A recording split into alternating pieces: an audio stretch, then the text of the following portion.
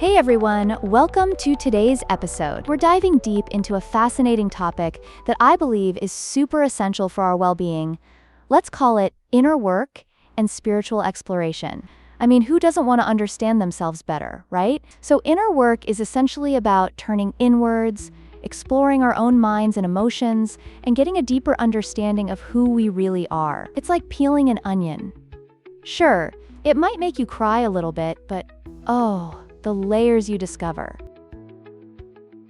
Wow, peeling an onion? I never thought about it that way. So, can you give us an example of how people typically start this kind of journey? Absolutely. Part of this journey really involves self-reflection. I remember one night I was just sitting in silence, contemplating my life choices. I asked myself some really deep questions like, what do I truly value? Even if I didn't have an answer right then, the act of asking those questions brought me clarity, like turning on a light in a dimly lit room. That's super interesting. So do you think it's normal to feel lost when you're doing this kind of inner work? I mean, what if someone feels even more confused afterward? Oh, definitely. Feeling lost is actually a common part of spiritual growth. In fact, I'd argue it's a sign that you're moving in the right direction. Think of it like navigating through a foggy forest. You might not see the path clearly, but with each step, you get closer to finding your way. And you know what? Sometimes, our most significant insights come when we're confronting discomfort. Discomfort, huh? I find that hard to believe. I mean, what can actually come out of feeling kinda you know? That's a great question. So, there was a time in my life when I felt I had hit rock bottom. Lost my job, relationships were shaky, everything felt chaotic. It was during this challenging time that I realized I had to dig deep. This feeling compelled me to find meaning in all of the chaos. It was through that pain that I discovered a desire to pursue what truly fulfills me. Wow, that's powerful. So do you think everyone has a deeper purpose, even when they might not see it? Absolutely.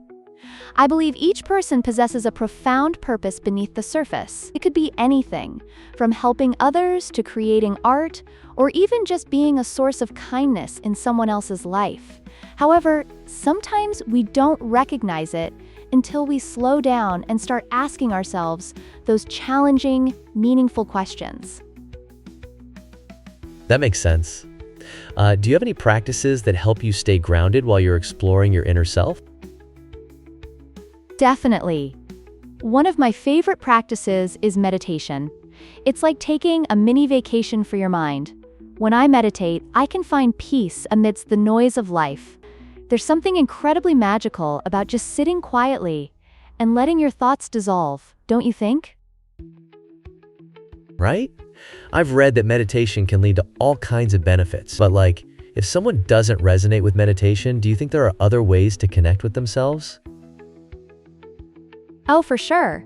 Connecting with nature can be hugely impactful too. I remember hiking up a mountain once and just standing there, surrounded by all this beauty. I felt this immense connection to something greater than myself. Activities like journaling or engaging in creative pursuits can also bridge that gap between our internal world and external expressions. I love that idea of nature connection. Speaking of journaling, do you think writing can be a part of spiritual growth? Absolutely. Journaling is a fantastic tool for self-reflection. It allows you to externalize your thoughts and emotions. It's almost like having a conversation with yourself. By documenting your feelings, you can spot patterns and recognize your growth over time.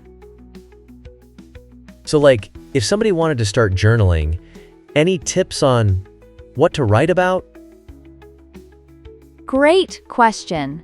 I often encourage people to start by asking open-ended questions like, what am I truly grateful for? Or, how did I feel today and why? These prompts can help unlock thoughts that might otherwise stay locked away. Wow, that really helps. I think it's so amazing how, even just simple questions can have such a profound impact on our lives. Exactly. The beauty of inner work is that it's deeply personal and can come in many forms, just like how everyone experiences life differently. And remember, spiritual growth doesn't have to be tied to religion.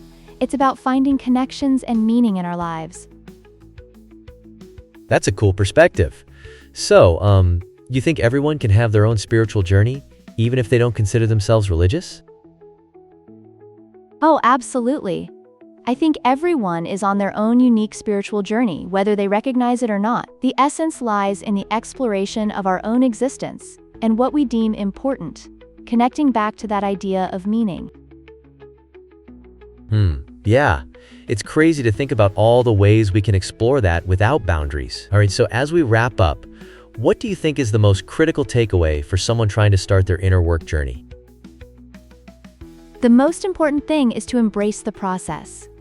Everyone's journey is different, and that's okay. Take it one step at a time, and don't shy away from discomfort. It's that willingness to explore the depths of ourselves that leads not just to growth, but to a richer, more fulfilling life. Wow, thanks for that. It sounds so empowering. Absolutely it is. And to everyone listening, remember, your path is uniquely yours, so get out there and start living it. All right, that's a wrap. Thanks for tuning in today, and don't forget to subscribe. Until next time. Laughs. I can't wait. Bye, everyone.